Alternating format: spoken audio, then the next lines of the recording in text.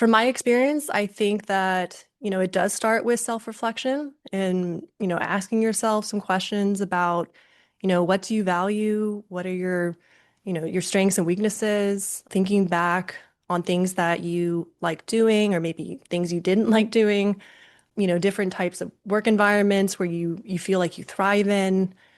And, you know, I think another question that I would also ask myself or the client would be, reflecting on your financial situation too. I know that doesn't relate quite to the type of work, but I do think that, determining what salary that you would need to be able to support the lifestyle that you'd like is important because, maybe your dream job is something that, doesn't even cover your basic living expenses at this moment. And so there might need to be some middle ground there. Or you might just need to develop a plan, where you can get more financially stable first before you start pursuing that dream job.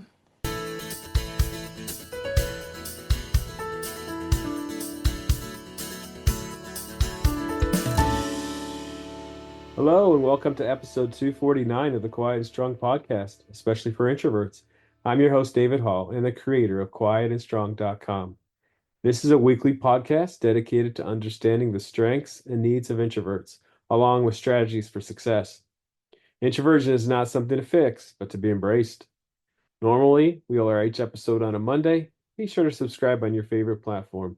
Leave a review or a rating. That would mean a lot to me and help others find the show. Tell a friend about the podcast and help get the word out there that introversion is a beautiful thing. Kacie Bail is a career coach who helps introverts and non-native English speakers land more fulfilling jobs, primarily in the tech industry. Before becoming a coach, she spent years in IT consulting in the United States and Chile, where she personally navigated the challenge of job searching as both an introvert and non-native Spanish speaker. Today, she draws on those experiences to help her clients stand out and get hired through great storytelling, connection, and company cultural fit. All right. Well, welcome to the Quiet and Strong podcast, Kacie. Kacie, it's so good to have you on today. Yeah, thank you, David. Happy to be here. So we're going to get into the work you do, with as a coach for introverts and non-native English speakers, and especially around the interview process and the getting those jobs. So tell us a little bit about yourself and the journey to the work that you're doing. Sure, sure. So I grew up as a shy, introverted kid, and I just remember a question that I got over and over again, which was, why are you so quiet? And because I got that question so many times, I started to wonder, was there something wrong with me? Why is everyone asking me this? And so that stuck with me, and that there was this feeling that I had to somehow change to be more outgoing. And, this feeling continued, I would say, until I got to college. And there I studied bioengineering. And I would say by my junior year, I still had this idea in my mind that I wanted to overcome my shyness and find some way to get better at communicating with others. So it was that time that I decided that, I wanted to pursue a career in IT consulting after I graduated, just because, I thought that would be a way that would force me to be able to improve my communication skills. So I ended up spending almost 5 years at Accenture and then 3 years at a company called Appian. And there I was able to work across, like various roles within the software development lifecycle, lead several, software application projects. And I think it was my IT consulting experience that ultimately gave me the courage and also the communication skills that I needed to take this huge leap when I turned 30. So when I turned 30, I actually decided to move to Chile in order to pursue one of my dreams of learning Spanish. And so in about 6 months, I packed up my life in two suitcases and a backpack, and I moved to Chile. I didn't have any friends there or family. And, when I got there, I taught English to business professionals while I learned Spanish. And about 2 years after that, I decided to conquer my next challenge, which was to find a job in IT consulting so that I could, try and use more of the Spanish that I had been learning. And, I have to say that was a pretty eye-opening experience just because, the first couple interviews, they were a little rough. And there was this one interview I even remember where I didn't even realize that the interview would be in Spanish because all the email communications had been in English. And so, needless to say that that interview did not last very long, but, it was a little bit of a rude awakening, but I knew, deep down that I did have the skills to do the job. I just didn't know how to communicate it clearly in Spanish. And so, I knew I had to prepare a little bit more, work on my business Spanish. So I got help. I worked with a Spanish teacher, and then within 3 months, I was able to get 3 job offers. And that experience really taught me that, sometimes being qualified isn't always enough. You need to be able to communicate and share your experience in a clear way. And so after, leading another software development project, I still felt like something was missing. So I took some time to reflect on the type of work that I found fulfilling. And I realized that, what I loved most about all my previous jobs was that I was able to help people grow and, help them develop new skills. So, even though my brain was telling me, don't leave this stable job, I decided to step away yet again from consulting and I enrolled in a 9-month coaching program. While while I did that and while I was training to be a coach, I did some resume writing and interview prep sessions on an online language platform. And I think it was, there where I really decided that I wanted to pursue a career in career coaching just because I got to help clients land their dream job, and it was really, really rewarding. So when I returned to the US, I wanted to continue helping people. And so that's why I decided to start my own career coaching business. And that's how I got here today.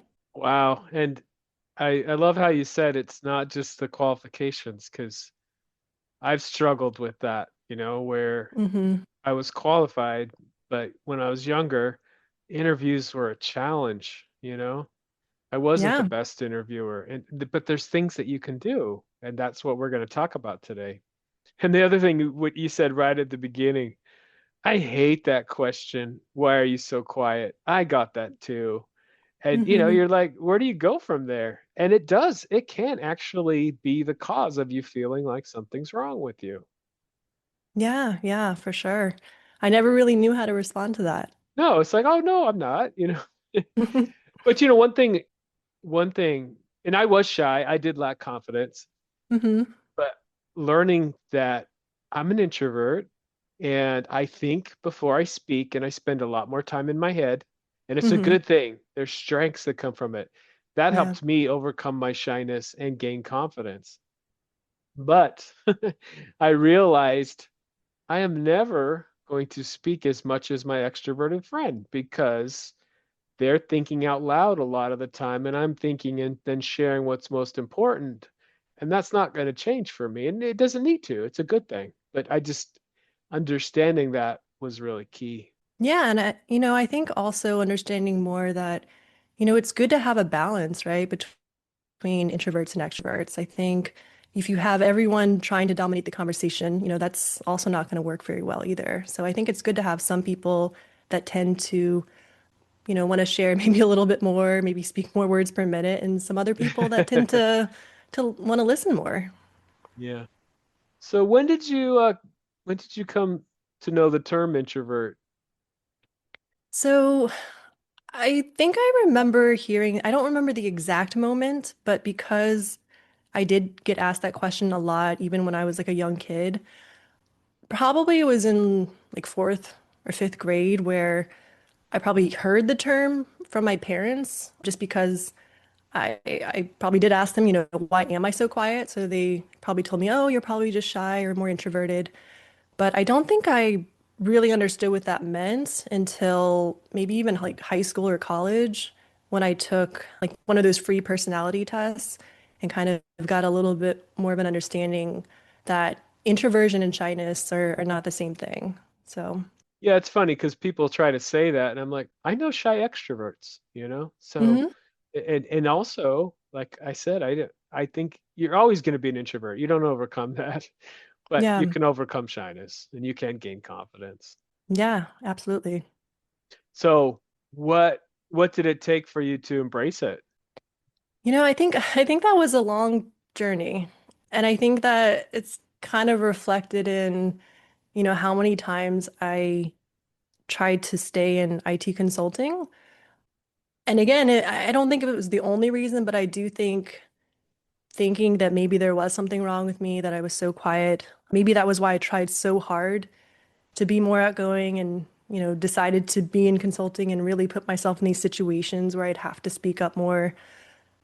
I think it took me a while to embrace it. And I think maybe I didn't fully embrace it until, I decided to make this career change to be a career coach because although I really enjoyed being an IT consultant and it taught me so many wonderful skills and I met so many great people, I think at the end of the day, I didn't, I just continued to feel a little burnt out. And so I think it was that combination and also, yeah, finding a career path where I could feel more fulfilled. I think that's where I was able to fully embrace my introversion.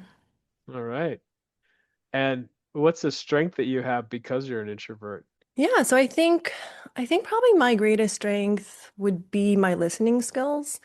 I think that, by asking questions and really actively listening to people, I feel like I'm able to build stronger connections with them because I get to, hear their stories and get to empathize with them and, you know, get to understand them at a deeper level, about why they are the way they are. So I think that those skills have probably served me very well as a coach and also as an IT leader. Awesome. And then we talk about strengths, but we also bust myths. Is there hmm a myth about introversion that you want to bust? We already talked about that introverts and shyness isn't the same thing. Is there another myth that you want to bust? Yeah, so I think another myth that I would want to bust is that introverts aren't as effective at being leaders. So I do think that introverts have a lot of great gifts that can make them very effective leaders. And, from my experience, because we do tend to be good listeners, I think that we're able to figure out, what really motivates each person on our teams and really get to know what their strengths and weaknesses are at a deeper level. And then once we know more about our team members, I think we're able to put them in environments, where they're gonna grow and thrive. And, that actually even reminds me, when I was actually interviewing for jobs, I got to the point where I even pointed out during the interview that my leadership style was different. I even told them that, I may never be the loudest person in the room, but, I always deliver on my commitments. I'm always prepared, and I will give, 100% to my team and to my clients to make sure that we reach our goals. And I think that, when you're able to back that up with your experiences and your accomplishments, you're proving to the interviewer that there absolutely is more than one way to be an effective leader. Yeah, introverts can be amazing leaders, hmm but Yeah. the approaches might look different. The strategies for success as a leader might look different from an extrovert. And that's a good one to bust. hmm So tell us about the coaching work that you do. Yeah, happy to. So I think that for many introverts and non-native English speakers, the biggest barrier to landing a job isn't usually that they're not qualified enough. I think it's about, being able to communicate their skills with confidence and in a clear and concise way during the interview, but also on the resume as well. So for that reason, I coach my clients through the job search process from resume writing to interview preparation, where I focus on storytelling, connection, and company culture fit. And, the reason why I want to focus on those three areas is because, from my experience, when candidates all have, similar skills and qualifications, I think it's your stories, the way that you connect to the interviewer, to the role, and how well you fit within the company culture that can really make you stand out more.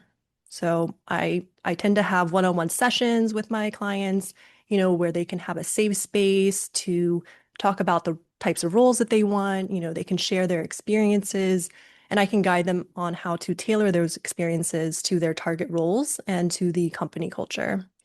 So in general, we also work on, making sure that they tell concise, compelling stories that highlight their value, both on their resume and within their interview answers. And I also do mock interviews so that the clients can, practice under pressure and get feedback.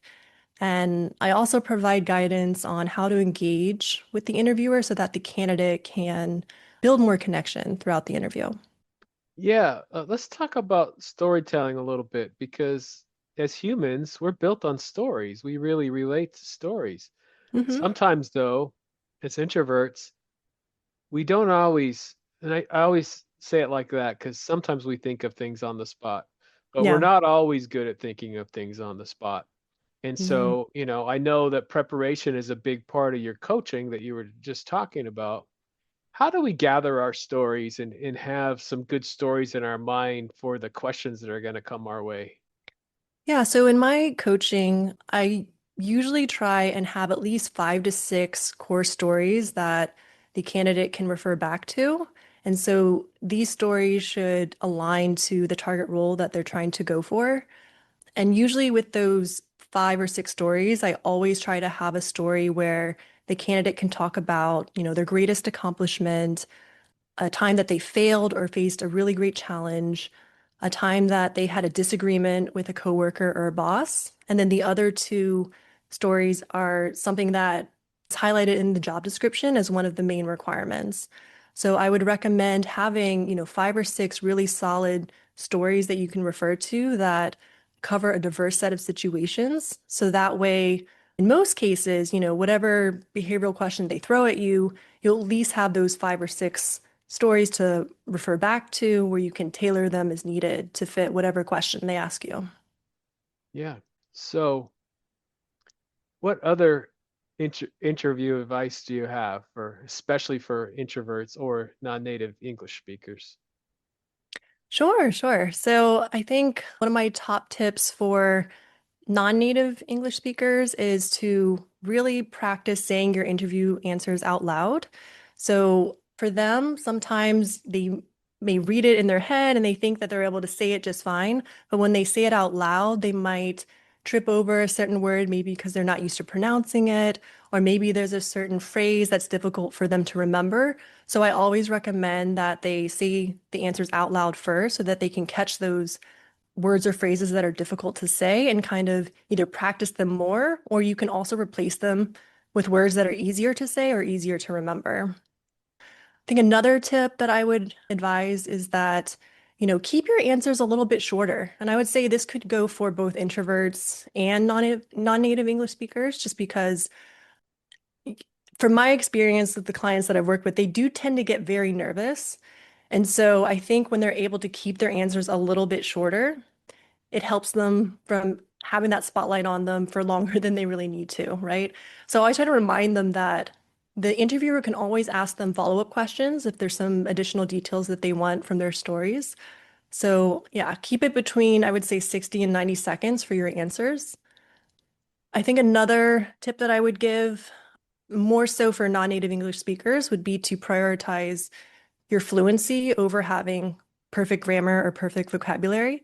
So, as someone who's also interviewed people and have been interviewed in my non-native language, I can say that it always seems better when you're able to continue with your answer and there aren't a lot of super long pauses. So, pausing is okay, but if you can't really continue with your answer, I think that will be seen in a more negative light than if you don't have perfect grammar or perfect vocabulary. Yeah, for sure. And then, what's the benefit in having a coach for all of this? Yeah, so I think there's a lot of benefits to having a coach. So I think probably the first benefit would be that it allows you to get to know yourself better and also get more clarity on what you want. So a lot of coaching is just asking, really deep questions. And so as you know, with introverts, we tend to be pretty deep thinkers, right? So a lot of thoughts going on. And sometimes, until we actually say some of these thoughts out loud, we don't even realize some of the things that we're thinking. And so I think it can really help us get to know ourselves better by getting asked these deep questions. And then once you do have that clarity and you kind of know what kind of role that you're going after, I think that coaching can help a lot with your goal setting and accountability. So during the job search, I'm sure everyone knows there's, so many different things to keep in mind and so many different tasks, and it can get, a little overwhelming, right? So I think that having someone in your corner, someone to accompany you and to help you stay organized and really help you to stick to your goals so that you can keep moving forward is a really big benefit. And I think another benefit is that it can also save you time, right? So, if your coach is someone that has already been through the journey that you're currently going through, they've already done most of that trial and error for you. So you don't have to spend, all that time figuring out, what works, what doesn't work, and you already have a strategy that you can follow. Yeah. And the job hunt, the job search, it can be frustrating. Sometimes it Mhm. takes longer. How do we prevent burnout, going through the interview process and maybe it taking longer than we were hoping? Yeah, for sure, for sure. I hear that a lot, people getting burnt out. So what I recommend to my clients is, quality over quantity. And so what I mean by that is I've seen my clients have better success when they focus on, one or two roles that they really want, and they just spend more time applying for and preparing for those one or two roles. And so this way, they don't have to constantly be updating their resume or updating their interview answers in order to tailor it to, 15, 20 different roles. So I think you would get pretty burnt out very quickly if you had to do that. So that's probably my number one tip there. And I also think that, you know, it's really important to set aside time for self-care. So, whatever that may be for you. So maybe it's taking a walk, maybe it's, spending time with friends and family or journaling. So just figuring out what helps you to recharge and re-energize and really setting aside some time to do that. Yeah. And yeah. And then how do introverts kind of determine that career that's going to provide them work that's meaningful, and, work that is, pays the bills and all that good stuff? Yeah, so I mean that's a great question. So from my experience, I think that, it does start with self-reflection and, asking yourself some questions about, what do you value? What are your strengths and weaknesses? Thinking back on things that you like doing or maybe things you didn't like doing, different types of work environments where you feel like you thrive in. And, I think another question that I would also ask myself or the client would be, reflecting on your financial situation too. I know that doesn't relate quite to the type of work, but I do think that, determining what salary that you would need to be able to support the lifestyle that you'd like is important because, maybe your dream job is something that, doesn't even cover your basic living expenses at this moment. And so there might need to be some middle ground there. Or you might just need to develop a plan, where you can get more financially stable first before you start pursuing that dream job. Yeah. And I hear sometimes people say the money's not important, but it absolutely is. How much you want and need is that's a very individual decision. But I Hmm. can tell you, I've been up, I've been down, and money is important. You got to have enough to take care of yourself and your family and whoever else, whatever else you need to take care of. So it is important to do that math and figure out, I want to do this. What's it going to take? Is this going to provide for me? Will I need to do something else in addition to that? You have to figure those things out.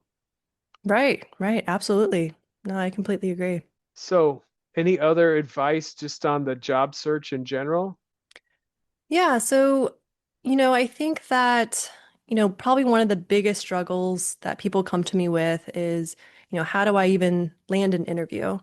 And so with that, I think there's two different things that they can look at, which are your resume and also your networking. So as far as networking, or sorry, as far as your resume, one thing that I did want to highlight is probably one of the biggest mistakes that I see there is that I see a lot of people just listing off responsibilities and tasks that they executed at their previous employers. And I think the one thing that they're missing is, what was the value that was provided from the task that they executed? And also, if applicable, adding quantitative data that supports that. And so I want to also mention that, storytelling, it's not just in your interview answers. I think that it's important to tell stories on your resume. And so, being able to describe the value that you brought the business, I think is a really big part of that story. And, just to give you an example, I had a client where they were a developer and they had this, very generic bullet point, something like helped develop applications for nonprofit partnerships. And so there was nothing really about that bullet point that stood out. A lot of developers develop applications. And so as I started to ask them more questions, I actually learned that, they developed this feature that provides access to a database that has over 9.7 million validated nonprofit organizations to facilitate partnerships. And this feature also helps to prevent nonprofit scams and it supports charity fundraising all over the world. And so I think that's a much richer, more compelling story to tell on the resume. Of course, you need to Yeah. make it like a little more concise, but I mean, I think that is just so much more compelling and definitely stands out more. Oh, yeah. I'm hearing this just briefly and so powerful, so much Hmm. more than what was shared. And yeah, we need to show more in our cover letters and resumes. Yeah, absolutely. We have so many great stories, and I think they're just sometimes hidden in there, and they just need to, people just need to be asked some deep questions to kind of get them thinking and remembering about those stories. Yeah. You also brought up networking. Hmm. What does networking look like for an introvert? What have you discovered are good strategies for networking as an introvert? Sure. So I think that, there's a lot of different strategies for networking for introverts. I would recommend in-person networking as probably the most effective, but I do realize that that could seem like the scarier option maybe of the two, whether it's just, online and in person. But I would still recommend meeting in person if possible, because I do think you can make a stronger connection that way. And so, if you are the type of person that maybe gets a little nervous doing in-person networking, then I would suggest, you can always prepare beforehand too, right? So you can see what types of people are attending. You can come up with some questions beforehand if you have trouble thinking of questions on the fly. And you can also prepare maybe a little elevator pitch about yourself, about, the type of job that you're looking for, or, some of the skills that you are an expert in and things like that. So there's definitely ways that you can prepare for those types of in-person networking events. Yeah, it's key. And Hmm. I think one of the struggles, so there's a couple pieces to small talk. Hmm. We don't enjoy it in general because we want to get to the deeper conversations. Hmm. But also sometimes because we're not always good at thinking on our feet, we're not that good at it. So by preparing, you can come up with some things to say. You can come up with some topics, especially topics that revolve around the event that you're at. You can come up with some things and just relax and learn to be able to engage in small talk. And it's funny because like I definitely was very bad at small talk earlier in my life and I've learned to do it. I don't want to stay there a long time. I don't want to have a really long conversation that's just on the surface, but I've learned that yeah, you got to do some small talk to get to know people and build relationships.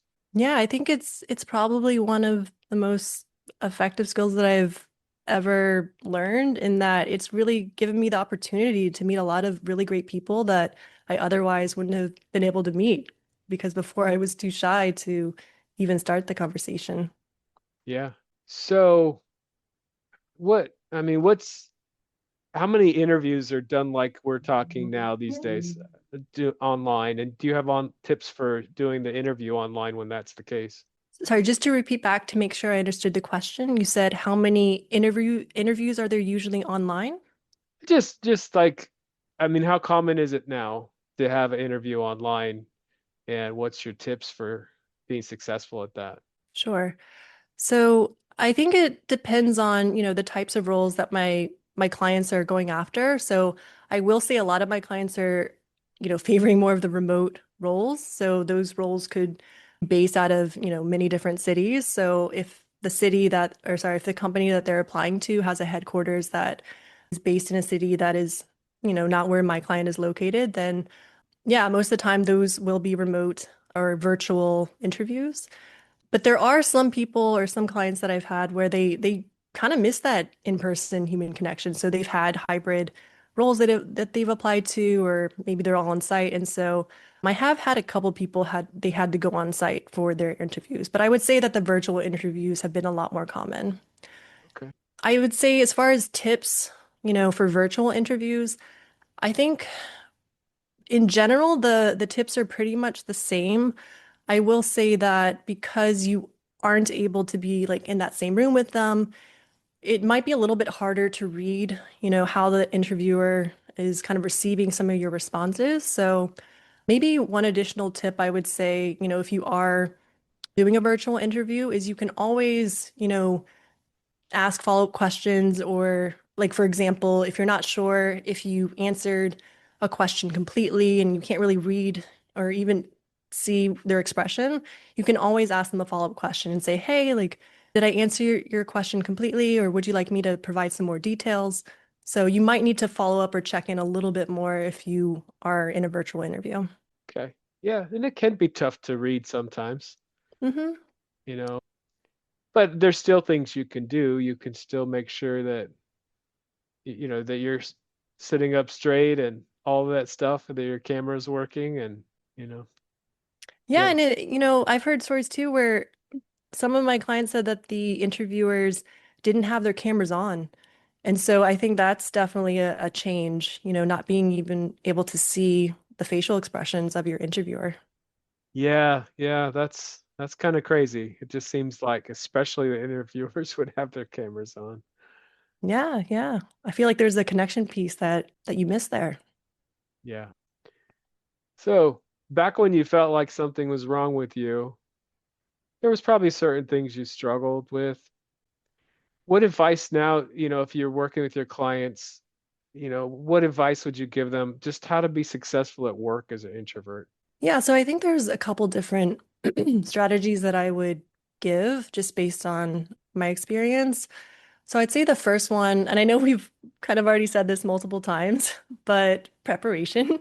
I would definitely say preparation is probably my number one strategy for most things at work. And so that could be anything from, making sure that, if you're leading a meeting, make sure that there's an agenda to follow. If you need some to write down your talking points, make sure that's prepared.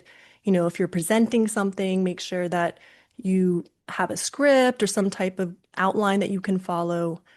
I think another tip as well is to get better at asking questions. So I think that that is something that can be overlooked sometimes because we may think that, in order to be successful or effective at work, that means that we have to bring forward like the best idea or like a brilliant solution.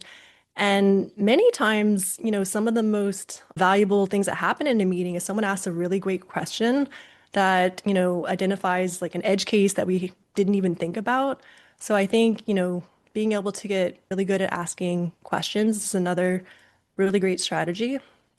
And I think something else that really helped me when I became more of a leader was, really leaning into those one-on-one meetings. So especially if you're a leader, I remember on any project that I started, I would always try to schedule one-on-one meetings with my team members and also one-on-one meetings with any leader of any interfacing teams and also any leadership, executive leadership or directors or things like that, if that was applicable as well.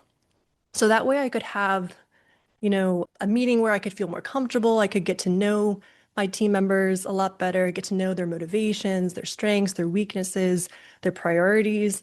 And so once you've had those one-on-one meetings, it's a lot easier when you have to, lead meetings or do presentations, because then you have, a room full of familiar faces instead of people that you don't know. Yeah, that's key. That's such a good tip. It's like we do really well in one-on-one.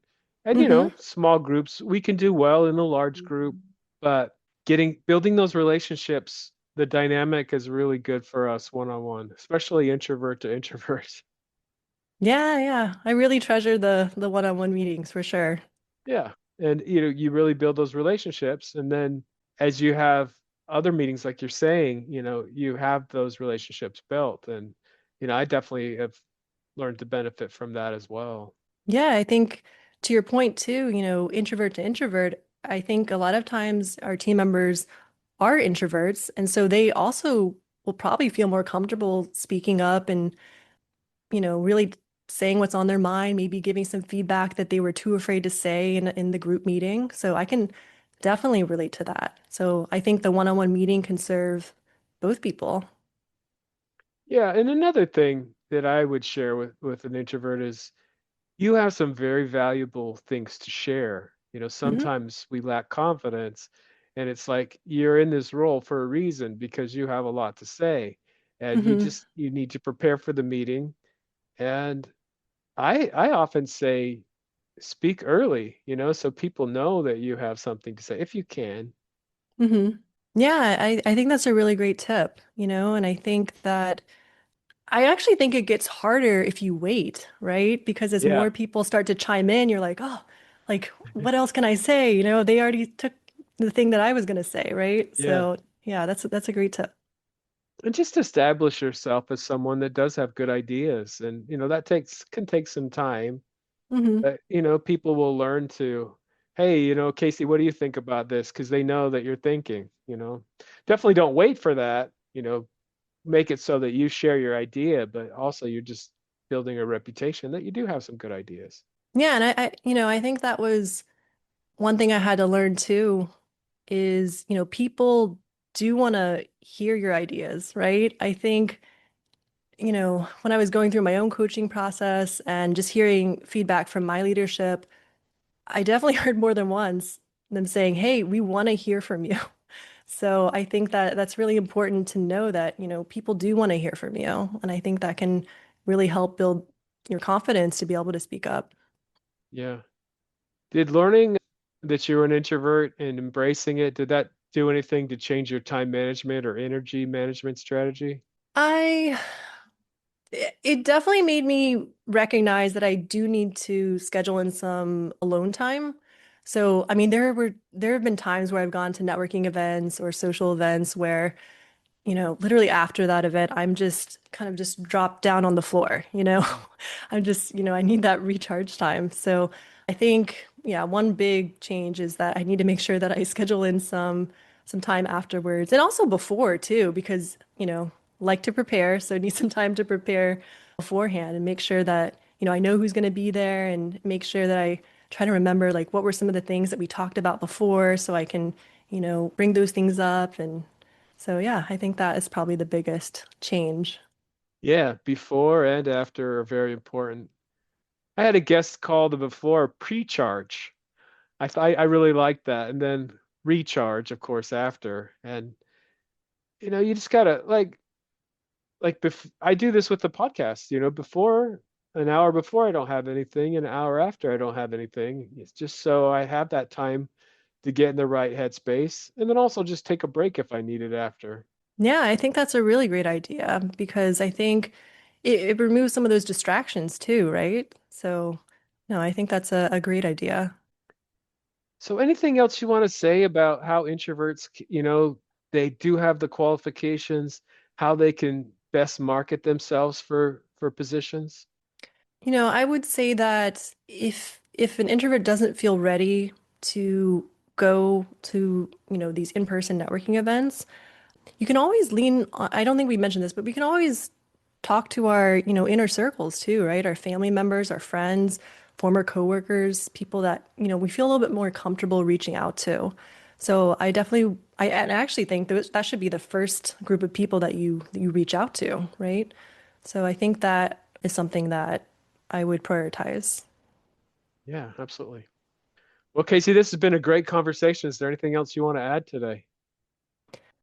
No, I think we covered some really great topics, and I hope that your listeners find them valuable if they are currently on their own job search journey.